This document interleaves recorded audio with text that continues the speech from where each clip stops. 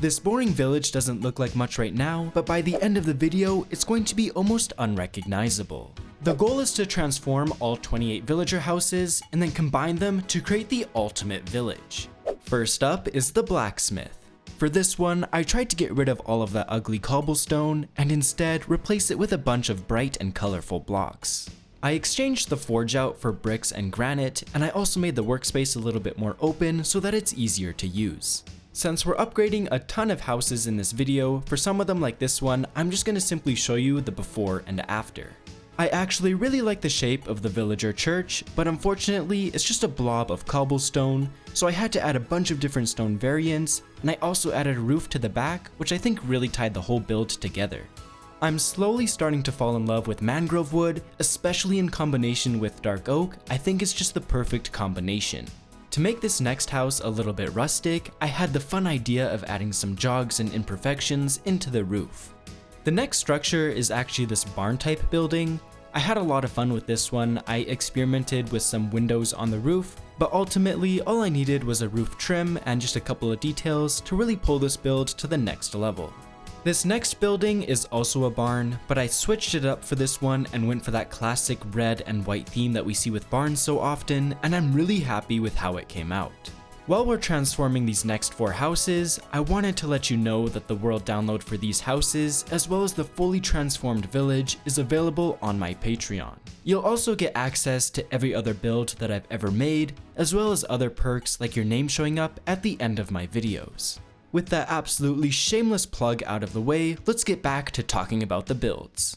For this next one, I tried experimenting with some blocks that I don't normally use, such as melons for the roof. I've seen other builders do this, but on such a small scale, I just couldn't get it to look the way that I wanted it to, but I did use some blocks such as mangrove logs that I don't normally fit into my builds, so I'm still happy with how this one came out. I'm really excited about these next 3 as the small houses have been my favorite to transform so far. For each of them, I picked a unique theme and then tried to stay within those constraints. I also added a chimney to a couple of them, just to add some life and movement to the builds. The roof on this one was way lower than anything I would normally build, so it was fun trying to transform it into my style. I know it's not that new anymore, but I'm still having a blast experimenting with the new cherry wood. My favorite blocks at the moment to use it in combination with is white blocks like smooth quartz, as well as stone and stone bricks. While transforming all of these houses, I was also trying to keep in mind the end goal of combining them to create the ultimate village. With this in mind, as much as I wanted to experiment with as many different blocks as possible, I thought it would be a good idea to build some of the houses in similar styles so that when I combine them, the whole village will look more coherent. The before and after of this house is super satisfying, as this one is easily one of my favorites from all of the transformations. Another relatively new block that I wanted to experiment with was bamboo. And you wouldn't really think it, but it looks amazing in combination with birchwood. For a bit of contrast, I mixed in some moss blocks and mossy cobblestone, which really tied the whole build together. My favorite thing about this next build is the pillars at the front of the house. I used a combination of stripped dark oak, mangrove, and stripped spruce logs to create a really nice gradient.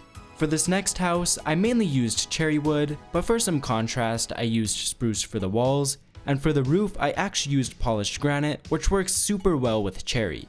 This house in the middle here was actually super fun to transform. I really love how it has these roofs at 2 different heights.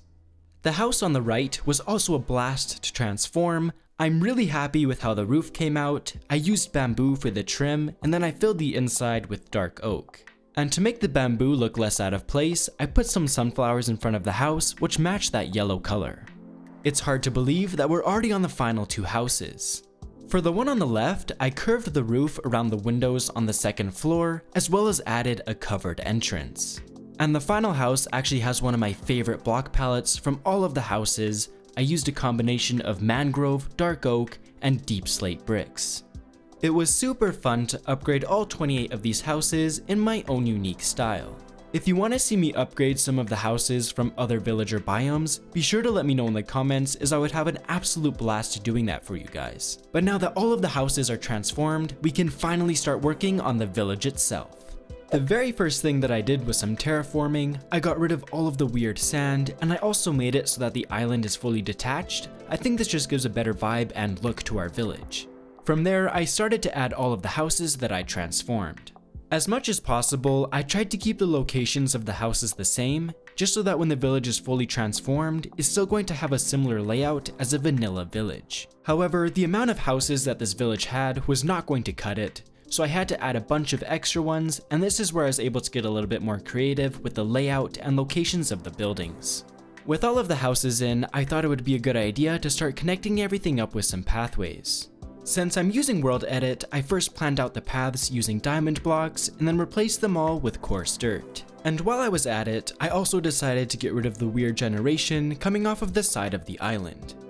The next thing that I added was this really lush garden full of flowers and trees. To add even more color to our village, I added 3 market stalls, which are all packed with different details. I had this perfect open area beside the market, so I decided to build a small little pond.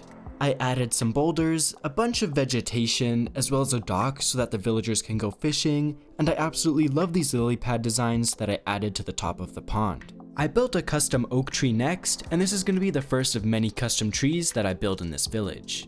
One of my favorite ways to fill large empty spaces is by adding crop fields. I surrounded this one with oak leaves and flowers, and I also added some scarecrows, which I think really tie the whole thing together. The village generated with this road leading to nowhere, so I transformed it into a dock and then connected it up to my pathway.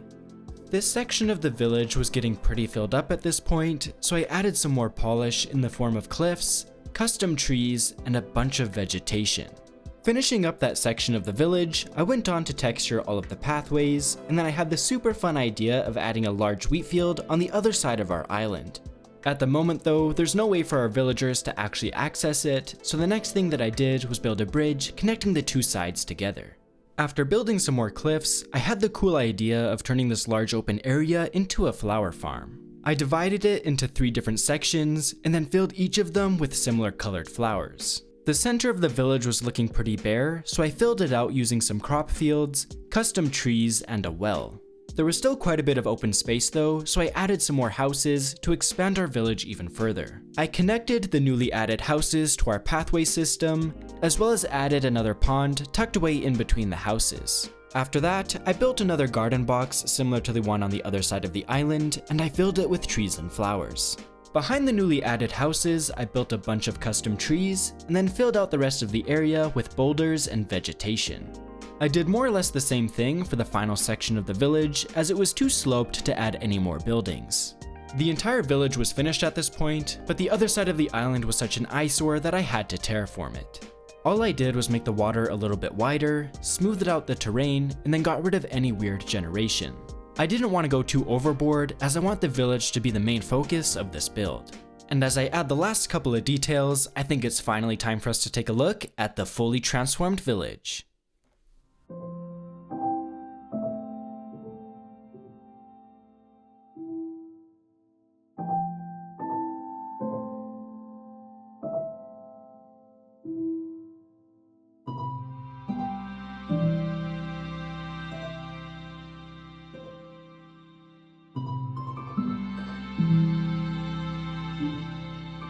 I had so much fun transforming this village, so be sure to let me know if you want to see more large-scale projects like this.